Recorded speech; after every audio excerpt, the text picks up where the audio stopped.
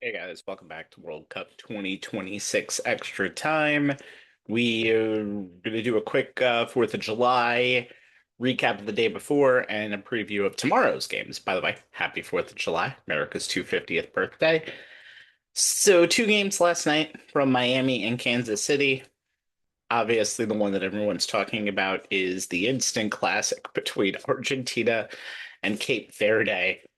Who knew in this World Cup Cape Verde would take Spain to the limit and and get points off of them, take Uruguay to the limit, get points off them, and eventually beat them in the group, then give the world champions in a knockout match a just outstanding game. This game was insane. First half, Messi scores to continue his run in what has been an amazing World Cup for him in the 29th minute. And then it's like, okay, either Argentina is going to score quickly after that and then make this a game, make this a runaway, or they'll hold on 1-0. It'll be fun. But then the insanity comes. Duarte scores 59th minute. Now it's 1-1. Argentina had their chances. They had 22 shots on goal. They had over 63% possession. They had 10 shots on target to Cape Verde's five. Although chances created at quarters ended up the same, even though Cape Verde, no one had a quarter until the second half of this game. But then the insanity, like I said, the insanity starts from there. Officially, we basically don't have a lot of scoring, but Cape Verde does get chances. Second half and the extra time of this game are about as good as what you're going to see in a World Cup knockout game, especially in a David versus Goliath type matchup. Lisandro Martinez scores in the 92nd minute, but of course, it seemed like after that, at least for the next 5 minutes, it was going to pretty much be Argentina controls possession. This was a scare, but then Cabral scores in the 103rd minute. We're back to 2-2. We have 15 more minutes of extra time, and even though Argentina, the goal should have easily been credited to, I want to say, was it Lautaro Martinez? No, it believe. I think it was Fernandez. It should have been credited to Fernandez, but it ended up being credited as an own goal to Dani Borges in the 111th minute. Cape Verde gets some chances late.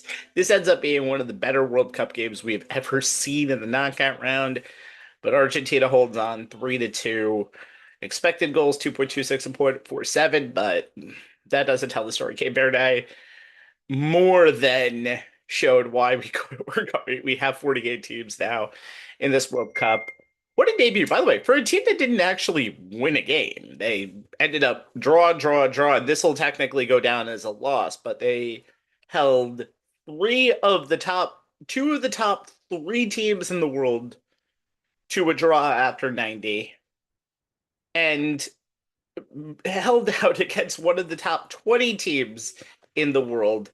This was as good of a World Cup as you could imagine for Cape Verde outside of winning this game, which would have been insane insanity. But Argentina holds on. They'll have 3 days to relax. Yeah, they'll have 3 days to relax, and they will play Monday again, Tuesday afternoon in Atlanta against Egypt.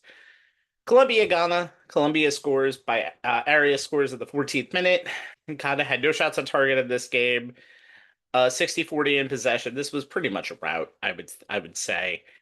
Colombia played their type of game. They've won these games. They've held their last three opponents scoreless, and Colombia has become just all around good in every sense of the word. They let up a goal, ironically enough, against Uzbekistan in their debut matchup, but now they are ready to go. They held Congo, who we know did some damn good things, scoreless. They held Portugal scoreless. They held Ghana scoreless. And now they will play Tuesday at Vancouver against Switzerland.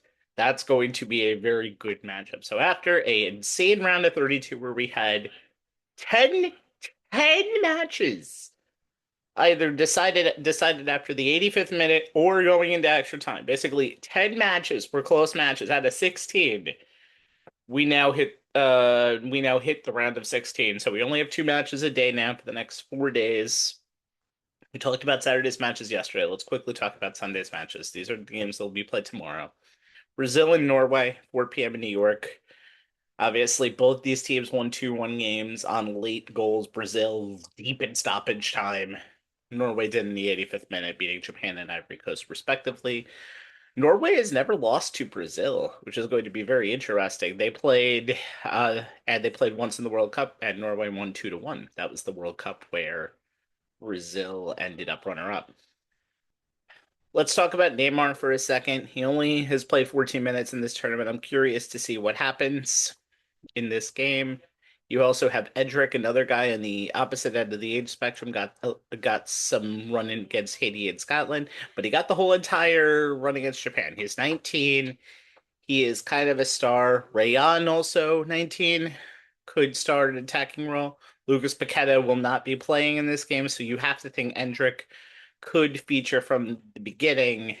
That is a huge plus for Brazil that we didn't see before. We'll see what happens. Obviously, Erling Haaland, you know the deal. He has 60 goals in 53 appearances. He's only 25, but he is going to play one of his rivals, Gabriel Magalhaes, who they've done so many battles with Man City and Arsenal. That's going to be interesting. Um, Gabriel Martinelli, who scored in the 95th minute against Japan. Remember, he was a super sub late in that game. Latest normal time goal World Cup history.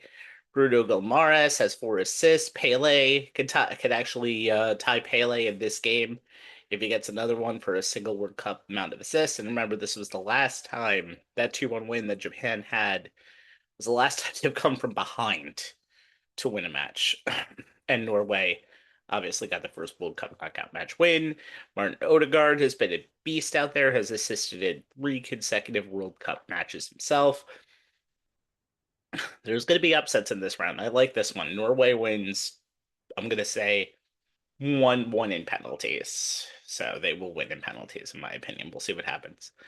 The late game tomorrow is, even with Portugal, Spain on the schedule for Monday, which we'll talk about tomorrow, this is the game I'm looking most forward to. England and Mexico, prime time, Sunday night, Kansas City. They have faced 9 times, most recently in 2010, which was a 3-1 win for England. England was the host. They beat Mexico in 1966, but the last time, the 2 times in 1985 and 1986 might be the worst for England. They played in a friendly in Azteca in 1985, which is the last time they played each other in the Azteca.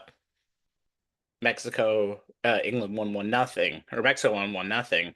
But the last time England played in the Azteca was the hand of God goal from against Argentina.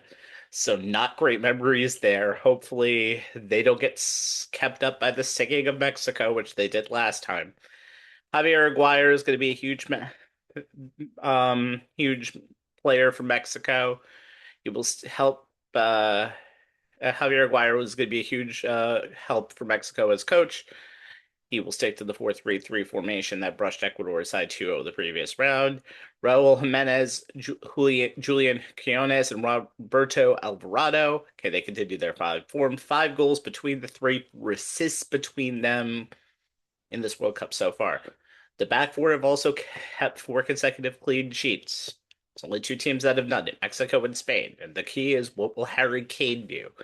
Kane has been a beast in this World Cup, and him and Bellingham will be huge in this game for England. Declan Rice dropped to right back for the final 3 minutes and then came off due to terrible pain stemming from a long-term nerve issue. Will he be good, as he will probably be back with Elliot Anderson in the midfield?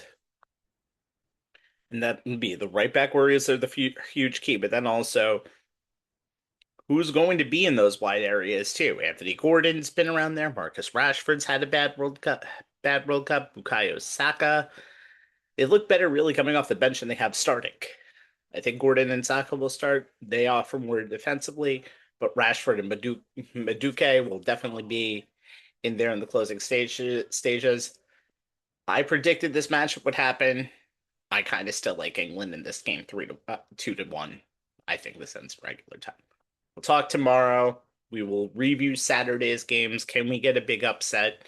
Can Canada move on? Can Paraguay move on? I don't think so, but we'll see. We'll talk about Monday's games, including the US's big matchup with Belgium. That's World Cup Extra Time. We are on our socials, Instagram, YouTube, and Facebook. We'll talk to you tomorrow.